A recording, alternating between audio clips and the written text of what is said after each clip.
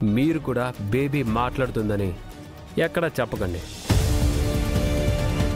ఎవరైనా విన్నారంటే మీ ఇద్దరికి పిచ్చి పట్టింది అనుకుంటారు.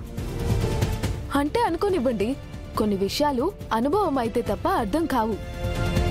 అర్థం కాని విషయాలు చెప్తే ఇలానే అబద్ధం అనుకుంటారు. పాప మీతో మాట్లాడితే తప్ప మీకు తెలీదు. ఓకే ఓకే బాగి, ఓకే బాగి, హర్ట్ అవుకు. రేపు జర్నీ ఉంది, భోంచేసి ప్రశాంతంగా పడుకో. పద, డిన్నర్ చేద్దాం. నాకొద్దు, ఆకలిగా లేదు. ఏంటి, బేబీ మాటలకి నీకు కడుపు నిండిపోయిందా? బేబీ మాటలతో పాటు తను భోజనం కూడా పెట్టిందా? జ్యూస్ కూడా తాగిచ్చిందా?